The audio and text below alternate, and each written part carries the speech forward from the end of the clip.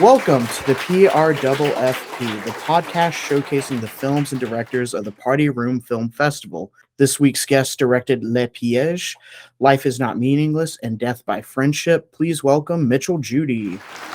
Yay. There will be applause here. Oh, great.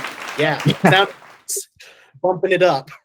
Yeah. Just, it's not going to feel this awkward when people listen to it, but it's still pretty awkward because I'm not going to edit this part out either.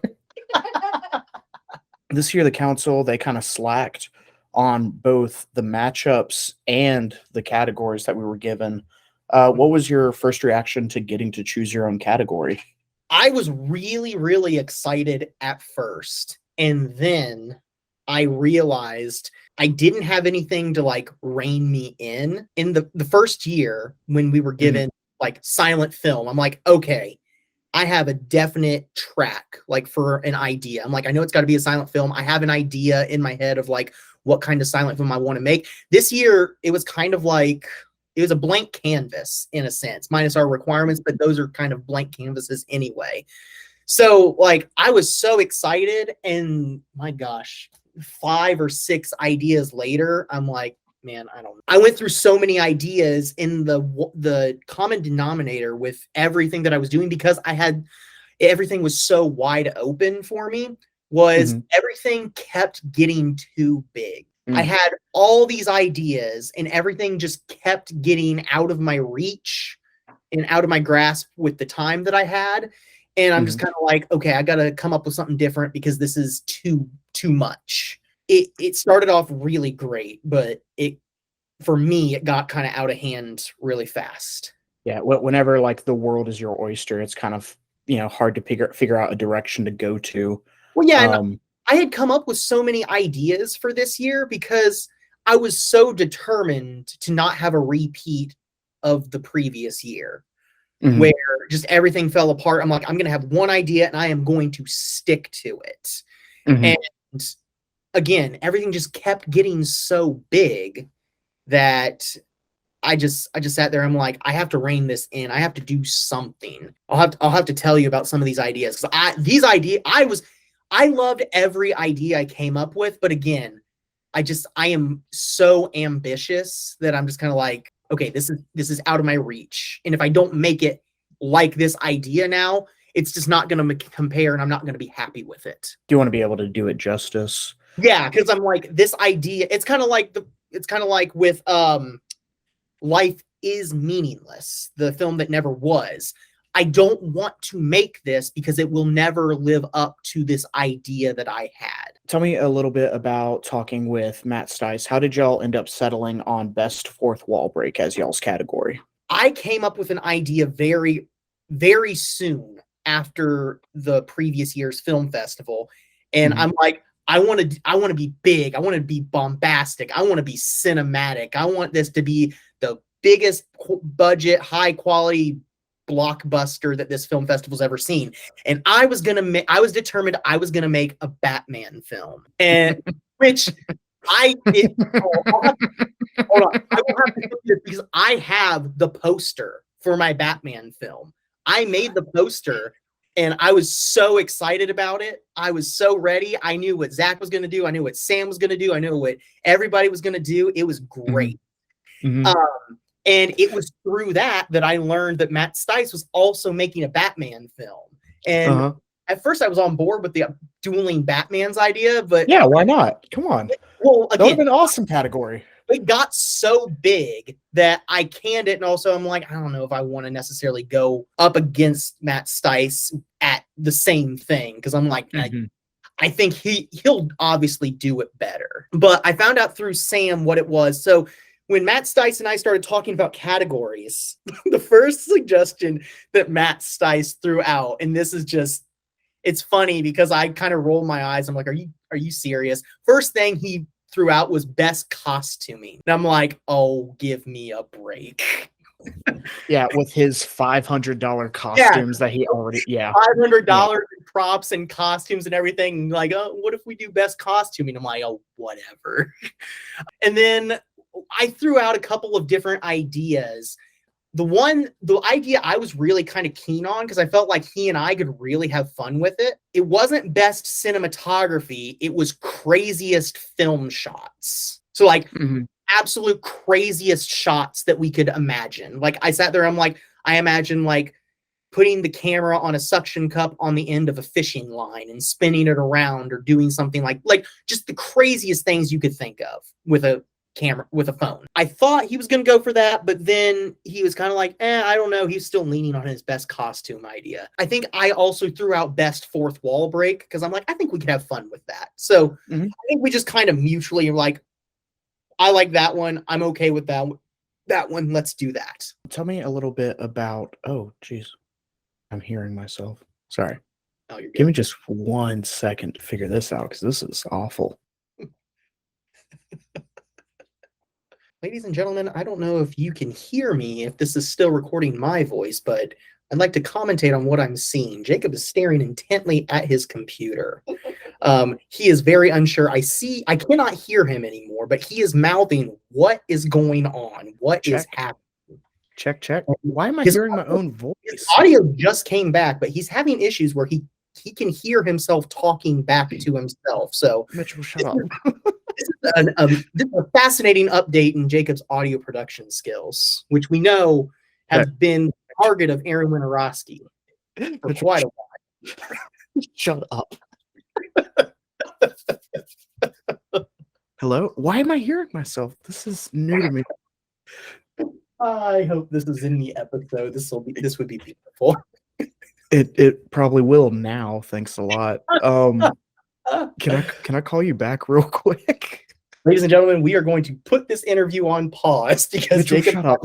audio issue. We did it, Shut up. guys. Levi is hacking the feed. All right, I'll be right back. Okay. Okay. So, before all of that shenaniganery, I don't think that's a word, but before all that, you had just answered how y'all came up with your category. Yes. What were your reactions to your actor, your prop, your line? You know, obviously you had Landers, Nickelback CD, and then of course the line from Lord of the Rings. Tell me a little bit about that. To be honest, because of the ideas that I originally had, they threw out Nickelback CD, and I'm like, of all the things, this is the one thing that I don't know if I can make work with these ideas. Like the Nickelback CD really threw me for a loop, because I'm like, I don't know how to fit this in. I saw that Landers was my actor. He was fantastic to work with. He was very responsive. I actually drug my heels more than anybody else did. Because I was just going crazy, like, oh, I got to do this, got to do this. I went through an unexpected job change at the time. It was more on me for not reaching out sooner, but loved everything Landers did. I knew Landers was going to do great, because I think Landers comedy is the style that I like. It's the same as Matt Stice. It's very dry. Yeah. I love dry humor like that. So I sat there, I'm like, I know that he's going to be great to have. Honestly, there was a little while I just sat there. I'm like, I'm not sure what I'm going to have him do. So, but you know, he'll be great at it. Yeah, I knew he was going to be great at it. It was more me dragging my heels on getting in contact with him, but it was more, I'm like, I also don't really know. Once we get into talking about the film, there's a lot of, I don't really know what to have him do. I didn't know what the line was. I didn't know what it was from. I just sat there. I'm like, I'll just use this for something. Yeah. Yeah, no, the line was really difficult this year. It's so long and it's so specific. Yeah, especially for like, this is the first time in this film festival that I ended up doing comedy. And we had a line that I was kind of like, well, this line isn't really comedic. It's pretty dark. Doesn't lend itself to comedy. So I'm just kind of like, again, with all the other ideas I did have that didn't come through, the line actually worked really well with them. But with what I ended up doing, I'm kind of like, honestly, a lot of the stuff, a lot of the required elements, I was so focused on the film, they kind of became like afterthoughts for me. Actually, legitimately, in my film, the line in the Nickelback CD and Landers, they are afterthoughts. Now that I think of it. Yeah, I wanted to ask that later, but now is as good a time as any. Do Do you think you used your line, actor, and prop responsibly? Do you think you used it the correct way, Mitchell? Listen, I used my line, actor, and prop as responsibly as an alcoholic uses beer. Now, what does that mean? Go ahead and this is a solve plug that riddle for Anonymous. Oh, No, so I was so focused on the actual idea and I was so focused on it. I was in such a time constraint making the idea. Like, I legitimately just forgot. Like, I had ideas of how to use everything, but like through, like when you film stuff, like things come up, things don't work out exactly as you plan. And all the things that weren't necessarily working out were how I was using these various things. And I got to the end of, like, I think the second or third day of filming, and I'm just kind of like, I haven't used any of this stuff. And then I sat there, I'm like, okay, I know how I'm going to use it. Again, I had really clever ways of using them, but how I incorporated them as an afterthought was funny because it was an afterthought and I used it that way. But I mean, like, even the ways that I was going to use all of it, I mean, it wasn't that it was an afterthought. It just, the stuff we had to use was it wasn't something that I particularly knew how to use really well. I don't know if I was necessarily as excited as like some stuff we used in previous years. Mm-hmm. I think I said it one time. I think I said one time, I'm like, man, I'd kill to have a mousetrap right now, just because I could not figure out how to use that Nickelback CD. Oh yeah, I think a lot of people struggled with it. Other than like playing Nickelback, I'm like, I don't know how to use it other than using it as a CD. And please don't think I'm picking on you. I'm calling everybody out on not using their thing correctly because I struggled and I did it, so I'm making fun of everybody. Yeah. Well, because originally, like, I have Holly holding up the CD and saying the line and everything. Originally, like, the one thing about my film that I was very proud about, and I can't wait for the reaction video to come out, because I was very proud about the fake endings. I loved my fake endings. That was intentionally planned. And the part with Holly, there was actually a lot more that I was going to have Landers actually do. And that's where the line in the CD, that's where those actually were. There was, what Landers did was not the original plan. I just ran out of time to do what I needed to do with Landers. And that just kind of threw off what I wanted to do with the CD and the line. So all three things, like that one scene involving the three things, was what I couldn't film. So that's why we got the ending that we did. But you did just talk about how this was your first comedy. This is also your first festival debuting as an actor. So congratulations on that. I debuted in a lot of films as an actor. Your likeness got used in Metal Weird Solid and Sam's film last year, but does not count. That doesn't count. We're just going to list off all of your achievements. Last year was the first film, your film, Life is Not Meaningless, had the first person of color included. Yes. This year you submitted a film, and it was the first one to pass the Bechdel test. Oh, was it? Yeah. Hey, so look at me being progressive. How does it feel to be the most progressive director within the Party Room Film Festival? I take that when you're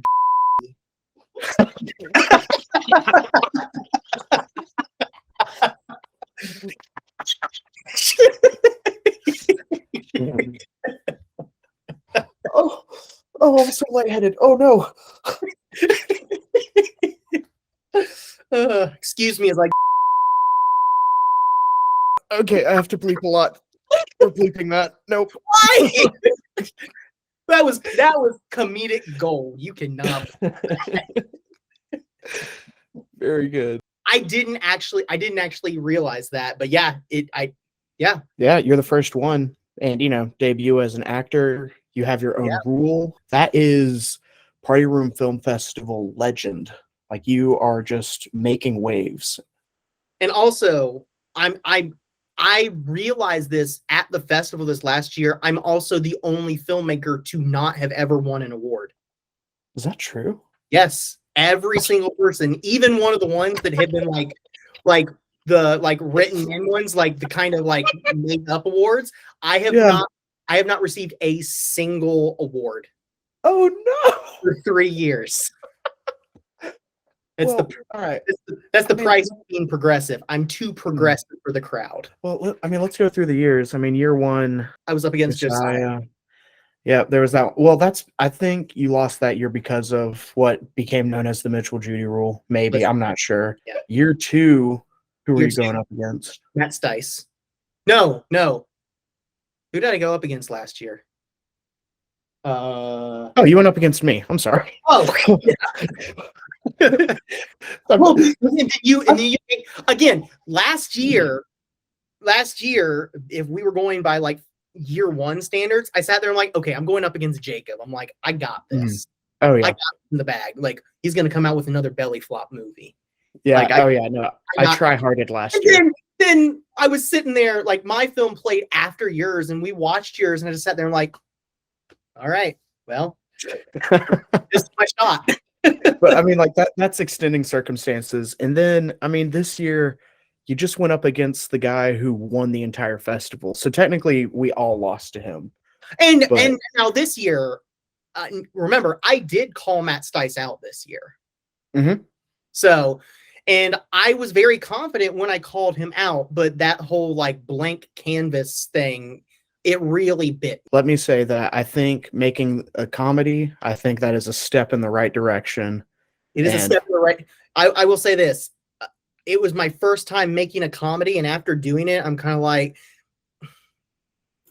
I would say of every film that I've made, this is the one that I'm least proud of. Why? I just... Wow. Mitchell, no. It has nothing to do with you. Thanks, honey. It has nothing to do with any of the people in it. It is purely me.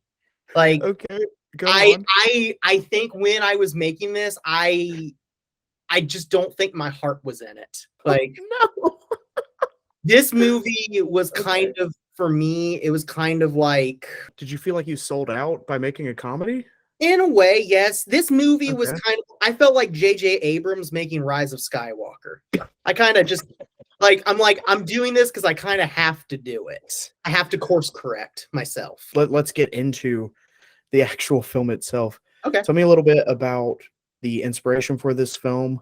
And actually, if you would address this rumor for me, I heard that Sam wrote it for you. Is that true? The idea is purely Sam's idea. This idea came from Sam Maddox. This film was not written. I don't know if you could tell or not, but this film wasn't written. This was me on set coming up with lines. I'm like, say this, say this, say this. I guess if we take it in that terms, like, yeah, this film was in essence written by Sam. It was his idea, and that has nothing to do with me being like, I don't like Sam's ideas. I obviously made this film, so obviously I liked the idea. And it wasn't until like well into making it that I'm kind of like, this isn't coming together, but I got to keep going with it. But yes, Sam did come up with this idea, and we were just hanging out at his house, and he's like, ooh, you could do this, you could do this. And I'm just kind of like, I like that. That's good. That's funny. I felt a lot of pressure this year to be funny. And I think pulling a story from the brain of a previous film festival winner, I'm like, okay, this has the makings of being something. He definitely has his finger on the pulse of what a nerd likes. Exactly. So he can definitely be a good he can definitely be a good sensei to lead you in the right direction. Mitchell, tell me a little bit about the timeline of filming. Now, I do know that you were filming on July 24th because the video camera in the lower corner. So tell me a little bit about the timeline of filming. I couldn't edit that pesky thing out. Yeah, the timeline of filming. Oh my gosh. We did... Wait, hold on. Sorry. Yeah, no, I want to address it now. What do you mean you couldn't edit that out? Oh, was that not a filter? So it's an app on your phone that makes stuff look like VHS, and you have to pay to edit that because originally I actually wanted to use that app for another project and edit the date. And I saw that it was there, and I'm like, I don't care. This is happening now, but it it was kind of one of those things. I'm like, I'm gonna submit this late. I know I'm going to, and it's gonna let everybody know like you were filming a long time ago. That okay, but that's like actually really interesting. I was making a joke because I figured you made that effect in Premiere or No, something like that, and that was just like the timestamp of your editing. So nope, that actually was when you were filming. that was when I was filming. Okay. Yep. Now back to the previous question. Tell me a little bit about your filming. Now that I know that it So actually was. the first thing we did, Sam and Ellen came up here, and we shot the stuff with the sea creature. Mhm. And then we ended up going to Ellen's parents' house and shooting that stuff. And Okay. then I think maybe that was early. We did that early. And then I think we did that in June. Mhm. And then later in July, we went down to Kentucky, and that's when we shot the other stuff, the stuff at Sam's house, and then the stuff in the park and everything. And then the night that I submitted my film was when we shot the stuff here. Oh wow. Because I was editing the film, and I'm kind of like, editing the film, I'm kind of like, I need an ending. I'm like, we'll just do it here. Mhm. Now, I did notice that, we talked about the timestamp and everything. It goes from 158 to 225, and then it goes back to 158. Now, Yes. is there time travel involved in your film? No, Jacob, that's called editing. All right. Sure. Okay. It's called non-linear editing. Sure. But see, later on, you talk about we're going to go look at Sam's balls, the plural. And Yes. as all the loyal listeners of this podcast, we all know that Sam only has one ball. So Mhm. I would like to submit that y'all actually did time travel back in time to save Sam's testicle, and that's why you slip up. Because and that's why Sam goes, no, that's not what we're talking about, because you don't want the wives to know that y'all time traveled and now he has two balls. Well, he clearly says basketballs in the film. So that kind of debunks your theory. Yeah, that was a cover. Whatever, man. Jacob, Whatever. you have to skip forward literally 1 second and your theory's debunked.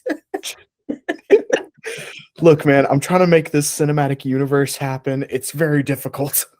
I feel like there are other parts of the film you could hone in on for the cinematic universe rather than me saying balls versus ball. There's something about the play afternoon sequence that really does just bring me so much joy. Tell me a little bit about directing that, where you just like, all right, go run and look like you're having fun. That's what it was, because I sat there and I'm like, okay, we're coming down to visit you guys. Mhm. We're coming down to visit, and I'm like, I need to show us. I really need to show us like doing stuff. And I sat there, I'm like, as everybody saw at the film festival, I'm very much into like filming, like film photography. I'm really inspired a lot by like 90s and 80s films and film stylings, and I like the aesthetic of that.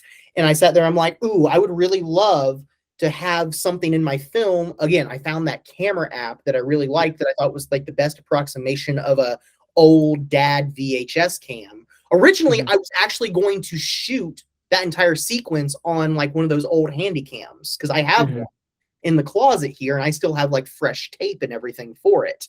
But I sat there like, then I have to go and like transfer it, do all that, and that's going to be a pain in the butt. So I found that, and it looked good. But I just really wanted that aesthetic, and I chose the song Vacation because I'm like, this is cheesy, this is campy, this is fun. It's Like perfect.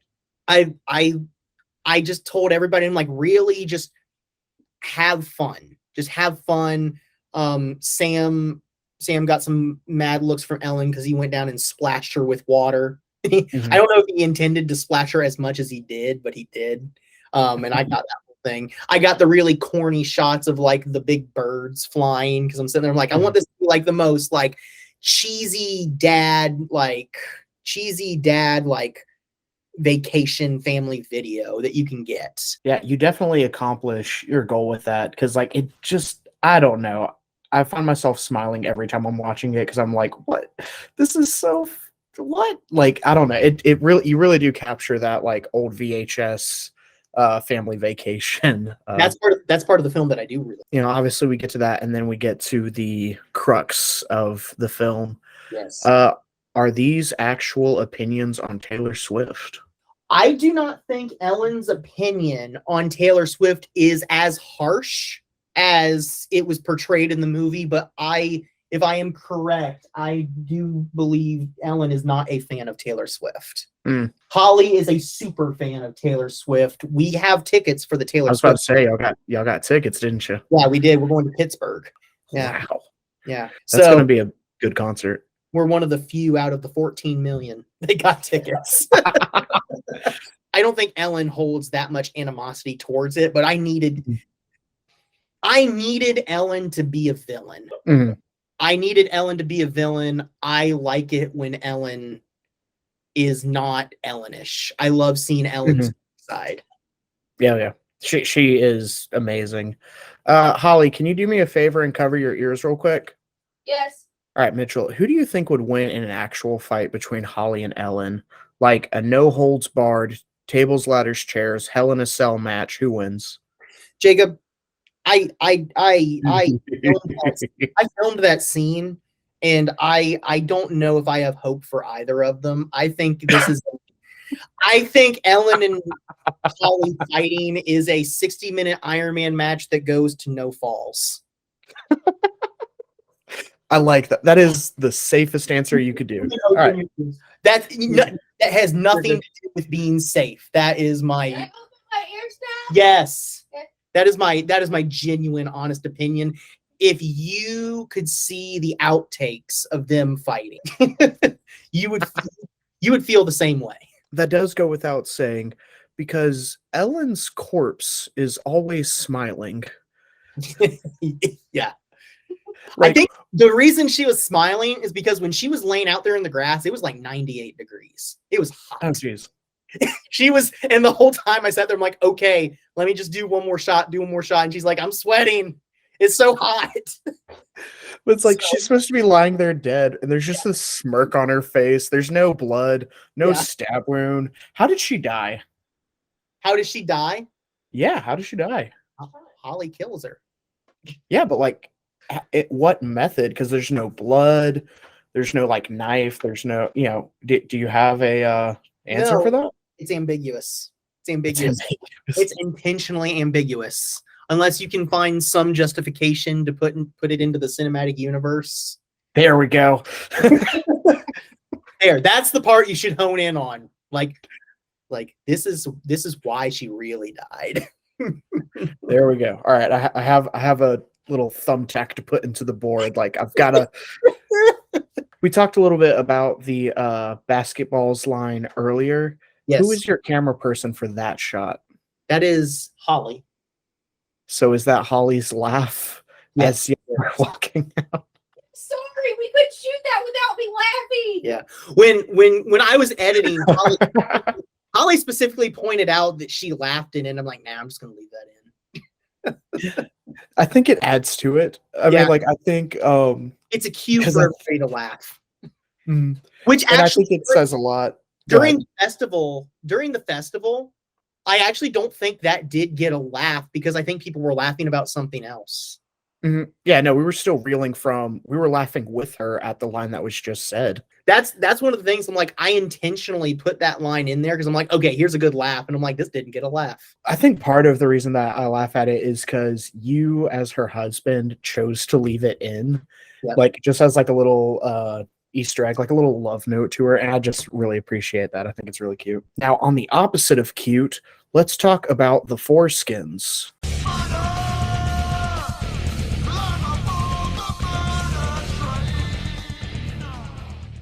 Excellent choice of music. From the moment that Sam pitched me this idea and I kind of ran with it, that was that is one part of the film that has always been there. That has never changed. I knew exactly what I wanted it to be, what I wanted it to look like. I loved it. I love How I Met Your Mother.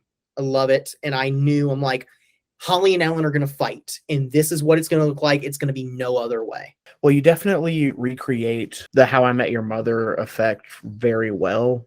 You know, obviously the song, but also just, you know, the black and white, the cuts, the action, it all comes together very well as a good homage to How I Met Your Mother. So tell me a little bit about what is a garfish?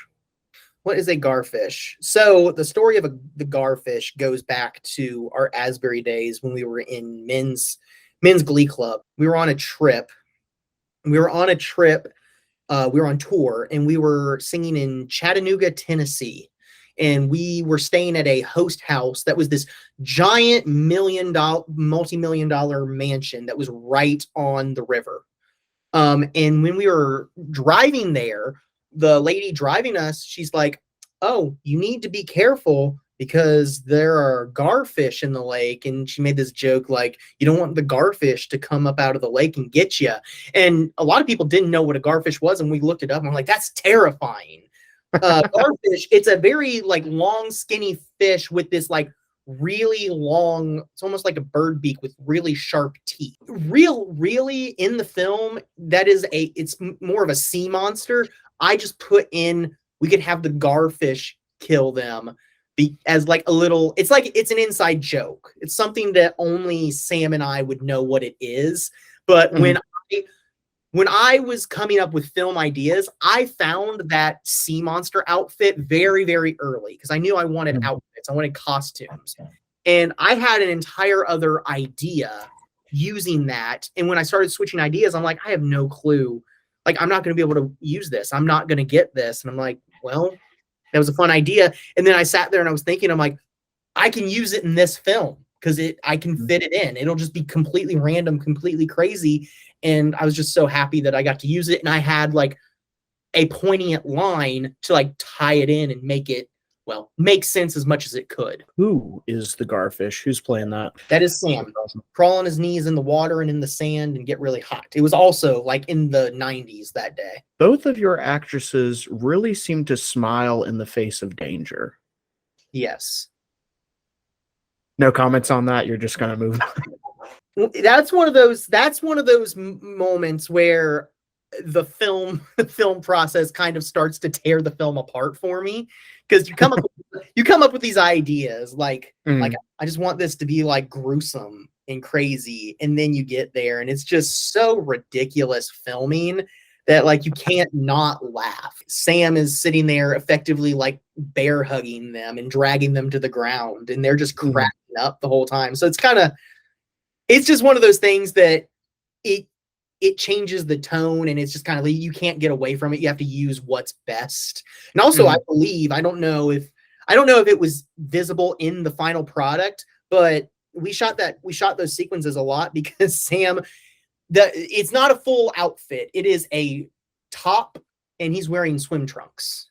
So yeah, you can catch a little hint of that in like one of the frames. It's just one of those things that I had big plans for, and it just, once we got there and we got filming, it was very difficult to film, especially with the time constraints we were on. And it's kind of like, it is what it is. This will just kind of show my expertise in film. Is there some type of special fishbowl effect happening during the garfish attack? Like whenever the camera is pushing in on Holly, like kind of pushing Ellen forward, is there some type of like fish eye effect happening, or is that just? There is not. That is so what that is your iPhone has a wide angle lens that equates to about a 12.5 to 14 millimeter wide angle lens. And you have a lens that wide, it creates a ton of distortion in the corners. So when you get super close up to an object, the corners get very rounded, because effectively, if you ever see like an actual camera lens, if it's wide enough, the front element of it is rounded and super bulbous. So it naturally rounds stuff close up. It's meant to be farther out. If it was, Hmm. you would have known it was if it was fisheye, because fisheyes, I hate them. They look awful. Never. You know, it didn't look like an early 2000s rap video. It didn't look that crazy, but like it definitely looked crazy. Like, let me say this, that shot, for whatever reason, really stood out to me of all the videos or of all the films this year, just because something about it's very satisfying to me. It's like, it looks really good, that push in and everything. I hope it makes the beauty of PRFF3. Yeah. If it doesn't, we riot. So explain to me a little bit about Lander's involvement with this. Obviously, you said, you know, that things kept going on. So at the last second, that is, you know, what you got. Tell me a little bit about that. Landers got his, I mean, I messaged him like right at the tail end, like the week of it being due. And I mean, he got it into me in time. It's just, I just wasn't ready to submit it. I didn't have everything I needed. And I was happy with what he sent me. It was fantastic. It was exactly what I asked for. It fit perfectly. I will say I did have bigger plans for Landers. Mhm. So here's where the film divulges. So, you know, at that part where Sam and I say, I think it's perfect, and we close the laptop and we walk off. Mhm. So that is actually supposed to be Sam saying, I think it's perfect. And I disagree with him. And he and I have a heated fight in a big argument. Mhm. And then what ends up happening is I get super frustrated with him because he makes this little comment. He gets this little comment of, well, let me show you how a real PR award winner does it. Okay. But before that, there's a click where we pause. There's a Mhm. click where we pause before that whole scene.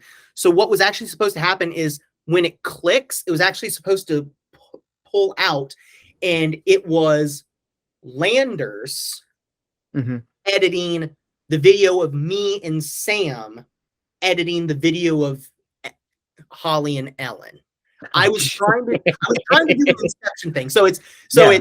Sam and I are editing this movie featuring Mhm. us in Holly and Ellen. Then it pulls out to we're breaking the fourth wall, and Sam and I are we're editing this, but then it breaks the fourth wall again, and it turns out Landers is editing us editing that. And Mhm. then what Landers was supposed to do is he was basically instigating Sam and I fighting about this movie being good.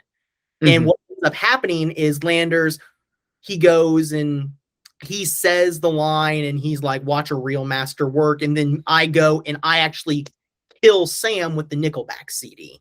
Nice. And then what ends up happening after that is all of a sudden Landers pops up behind me and he kills me. Then that's when he says the line. So it's kind of Yeah. like Landers is editing us kill each other, but all of a sudden now Landers is in the movie. So you're like, is Landers in it? Is this reality? Is this not? That's kind of like, that's where like the whole fourth wall break thing, that's where it fell apart. Because Mhm. if I could have done the film in a film in a film, and then, oh, is Landers in the film? Is he out of the film? Is this the Matrix? What's happening? That was my ticket to like, okay, I think I can beat Matt with this. Mhm. Even Sam, when I told him that idea, said, I think you could beat Matt with that. Like, I know what Matt's planning on doing, but I think that idea is great. But again, that's one of the things that didn't come to fruition. And it has nothing to do with like Landers or anything. This was me not getting my stuff done when I could.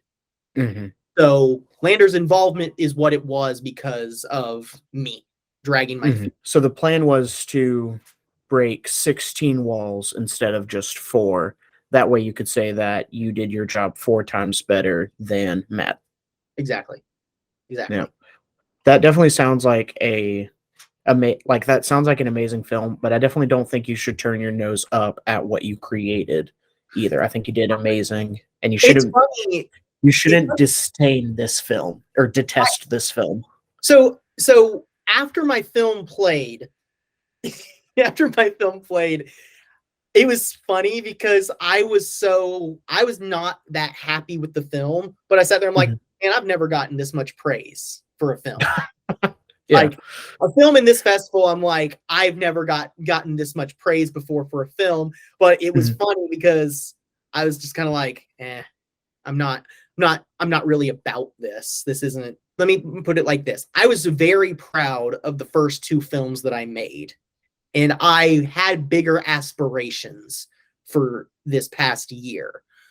What I think the reason I hold the animosity towards the film to a degree is because I think I made something that was on par with what I did the previous year, not better. I don't think it was bad, but I feel like I made a lateral move when I wanted to make a bigger jump. I got you. But definitely, I don't know. I don't want you feeling discouraged about it. Not that you're saying that, but like, No. I still want you to know that like your film was amazing. I've had so much fun like rewatching it, and I'm sure a lot of the guys have, but you know, especially me, I have to rewatch it for the podcast and everything. Like I've had a lot of fun with it. And that's the thing about the film. It's a film that is meant to be fun. And I think it's more me. I'm sitting there, I'm like, why did I make a film that was fun? You know, last year on the podcast, you sat there and like, what do you think about like being the only one to like make a serious film? Do you think this is like a good place for you? Are you happy with being that person in the film festival? And I do like that, but I also said at the same time, I'm like, I know at some point I'm going to make a comedy. Now that I have made a comedy, I'm kind of in a place of, okay, do I continue with comedy or do I go back to something more akin to Life Is Not Meaningless? Which just the way that I work, the filmmaker that I am, I value big reactions. I was very happy with the laughs and everything that I got. But after Life Is Not Meaningless, it was just dead silence. And just the person that I am, the filmmaker that I am, that dead silence for me was thunderous applause. I'm like, I did it. This is what I wanted. This is exactly what this was supposed to do. I mean, what do you think? Do you think in the future you're going to continue to create? You think you're going to continue down Life Is Not Meaningless, or do you think you will go in Death by Friendship? What do you think is the trajectory? I'm playing for this next year. I am playing my cards very close to my chest, but I have had some conversations with some very key pivotal people about what I want to do. And I'm very excited about the potential for what this next year could be. And then also we're looking down the barrel of a 5th anniversary. Not too long from now. Think about that. 5th anniversary. And of course, everybody's going to be like, well, we got to go big for that. So I have ideas for both paths. Let's just put it like that. I have ideas for both paths, and I think I want to make a splash, for better or for worse. I love to hear it. Now, tell me, in a cage match, do you think that you could take on the Garfish? If the Garfish is Sam, probably yes. All right. Actual Garfish, maybe not. See, now I ask that because, you know, this year in a, let's be honest, fictional world, Josiah claimed that I could not beat a billion lions. Obviously, I could, you know? Yeah. So that led me to creating our first mini game. Oh, great. Who would win in a fight? Oh, man. Oh, look at this. Holly. We got Holly can come play if she wants to. Oh, I want to play. Okay, come in. I want to play. Okay. She's in. I'm on the floor, but I'm here. She's in. There we go. All right. Now, Mitchell, the question is, who would win in a fight, you or Thomas Edison? I think I could take Thomas Edison. The dude made light bulbs and played baseball and stuff. The only thing that he has above me is he was in a different time where people grew up in a much harder lifestyle. So I think. Do you think he has like that old man strength? Yeah. I think Edison. All right, Mitchell, who would win in a fight, you or the boogeyman? I wouldn't get near the boogeyman. The boogeyman would win. No, not if he would. And he's lame. Sorry, but he's lame. No. He is very lame. You better watch what you say about that man. He is the champion. I'm sure I could find him at a con or something. All right. Tell him to his face, like, listen, man. Are you saying in a one-on-one grudge match you would beat the Boogeyman? No. No. Okay. All right, Mitchell, you versus Victor the Viking. I'd win that. Yeah. I have to second that. He is 6'3" and weighs 210, and you think you can win that one? Look at him. Look at him. His vision is compromised by the giant mask. That's true. I mean, fair enough. But I have the upper hand because he can't see that well. fine, but tell me, you versus Lazarus. That's a story. That's not. But he's immune to death and Oh, friends oh, with Jesus. Allegedly. He's Allegedly. allegedly immune to death. He's friends with Jesus. Come on. Show me the forensics report. Oh, no.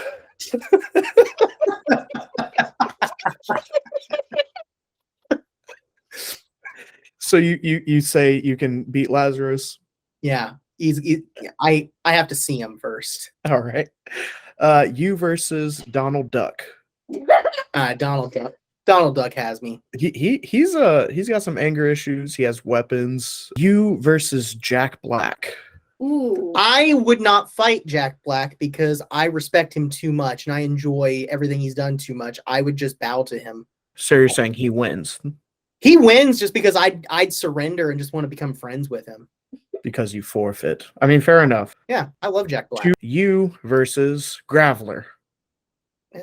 Man, that's a Pokemon. Yeah. Pokemon wins. Graveler would win. Yes, Well, 100,000%. unless I have a No, if I have 100,000%. an Ultra Ball, No, he's not done. even then. Not even then. Listen, give me an Ultra Ball and a couple blueberries, and he's done. No, not even then. Mitchell versus Fozzie Bear. I decapitate Fozzie Bear. Yeah. That's the first time that sentence has ever been said.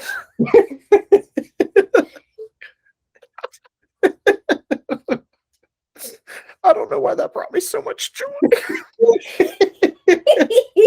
I'm making Right. waves with this podcast. All right, that one goes to Mitchell. Mitchell versus a coyote. Oh, the coyote wins. Well, 100,000%. Have you ever seen a coyote in person? The thing is they're very skittish. I don't think I would get a chance to fight it before it left. But they're also not big. I think I could take down the coyote. They're definitely more pack animals, so I think Yeah. taking on one would probably be easy. But I Yeah. mean, they just go straight to the throat, so I know. you better have your guard up if you're gonna take them. Mitchell versus Little Caesar. I win. Yeah, I couldn't find any statistics about this guy. He has a spear and sandals. Charges $5 for pizza. Actually, it's $6 now. Is it really? Yeah, Win. yeah. To Dude, win. screw that. Mitchell versus Freddy Fazbear. Oh, is that what I never Freddy knew? Fazbear. I never knew what his name was. 100,000%. Never knew what his name was. I honestly don't know anything about him. He's like a robot or a ghost, maybe. I think he bites you, but he is 8 feet tall, 8.5, weighs 200. I don't He know. would cream you. You think so? Yep. I don't have an opinion because I don't know anything about him. It must be nice to have Holly in your corner over there. I'm just honest. Mitchell versus Zurg. Oh, I would win that. Zurg's a loser. He's a noob. Wow. Zurg's just the vegan version of Darth Vader.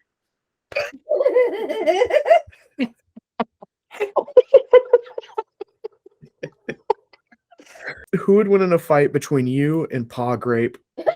What's that? It's from VeggieTales. VeggieTales sucks. Whoa! VeggieTales Whoa! sucks. Whoa!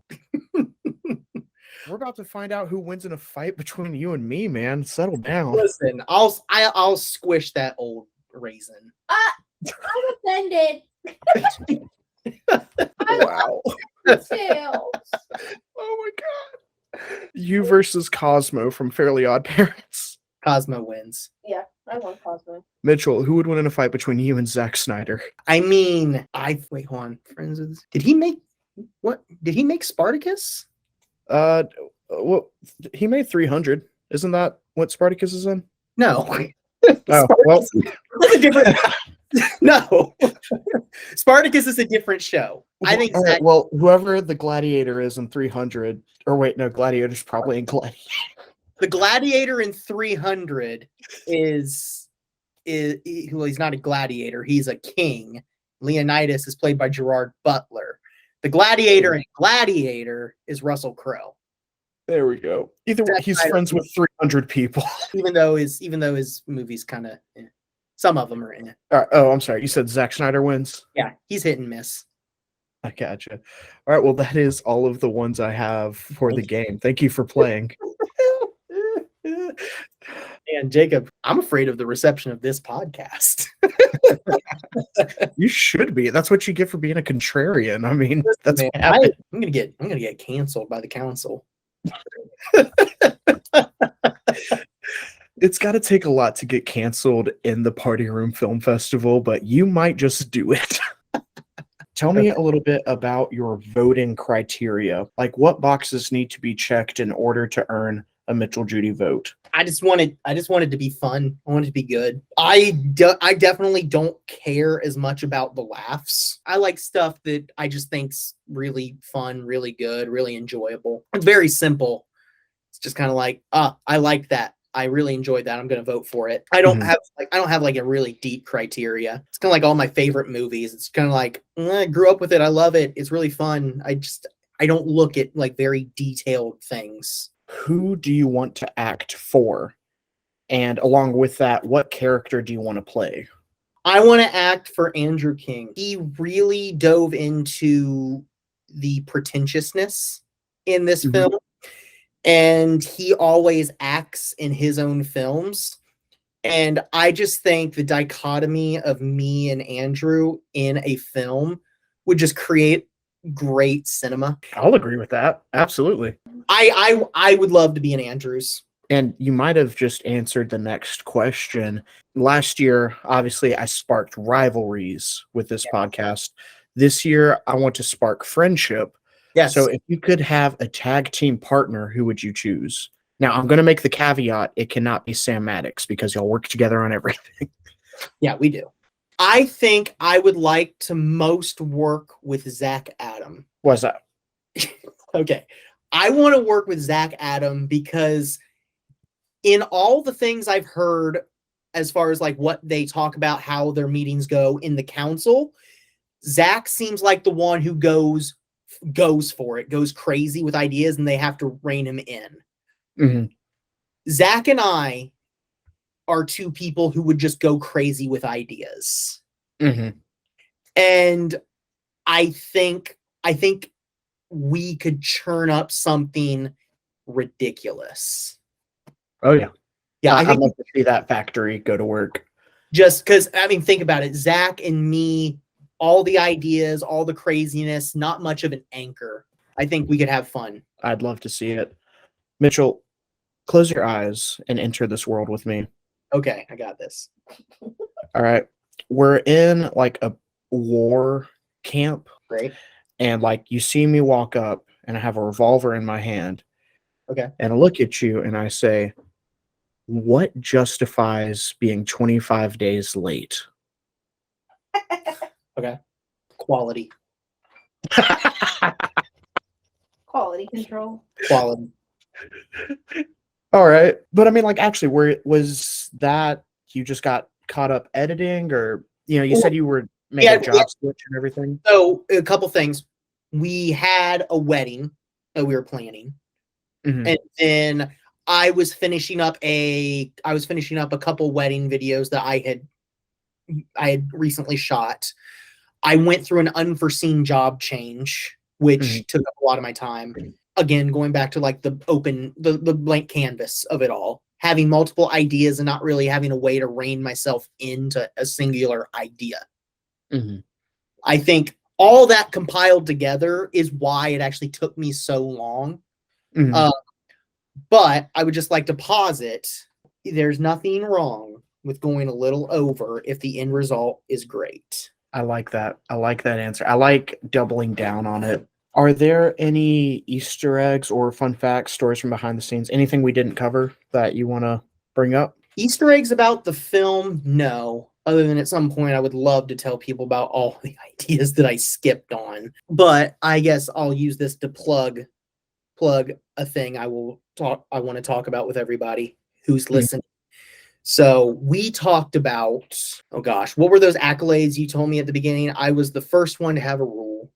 The first rule, first person of color, first Bechdel test, and then this year was your acting debut in like 5 films, I believe. Yeah, you said I was the most progressive.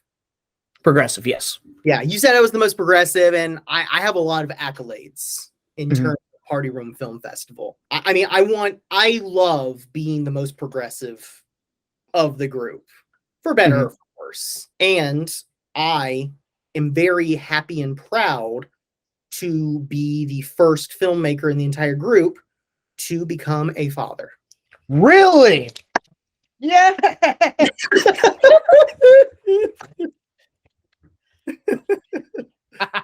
at all the confetti. All the confetti. Oh, my wife's mad at me right now. Dude, guys, congratulations. Thank you so much. Surprise! Oh my gosh. Yeah. And I have to sit on this for a month? Screw you. Yeah. Sorry. 1 month. It was his idea, not mine. Well, At least Sam knows, right? Sam does know because we said, well, we made the decision like we don't want to sit on it ourselves and just kind of like sit in that. We want to have a couple outlets to talk to in case we get like super stressed or like things come up. Like we need those outlets. The only people who know currently are Sam Ellen, her sister, and her best friend, our employers, and now you. I know before your parents. Yes, yes, you do.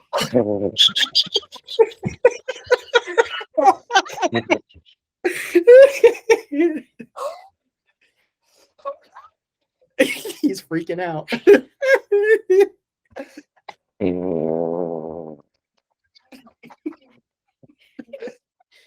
That's not okay. Yeah.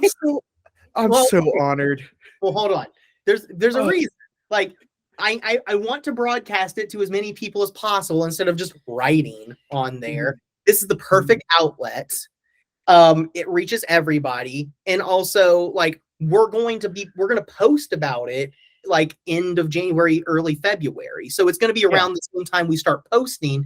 And also we haven't told parents yet because Christmas is coming right up. So it's the perfect time to tell everybody.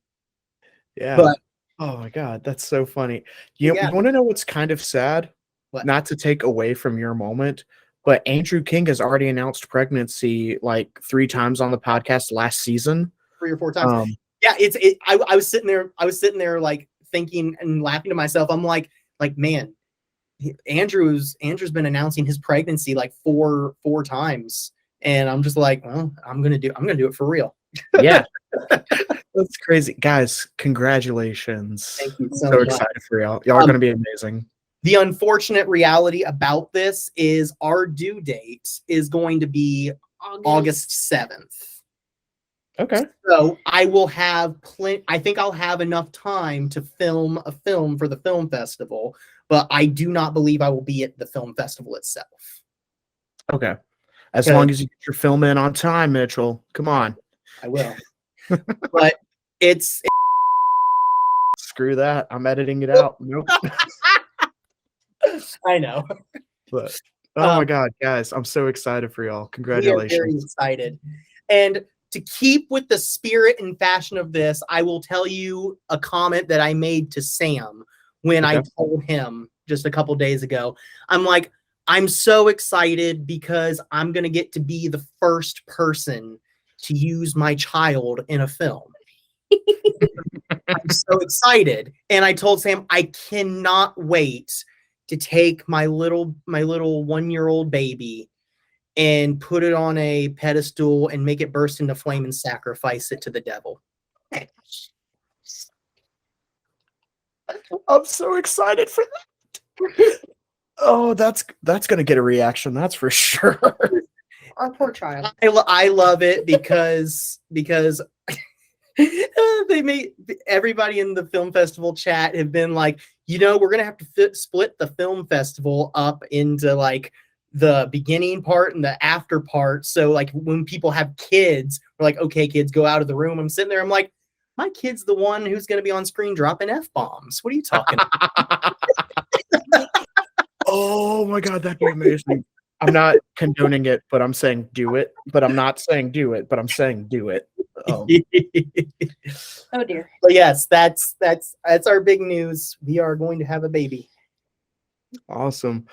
Well, looking forward to the future child Judy, and Yeah. looking forward to all the future films that he will be in, all of the future films you will direct. This has been the PRFFP, and I'm just hanging out with our family. Love you, buddy. Awesome. Thanks.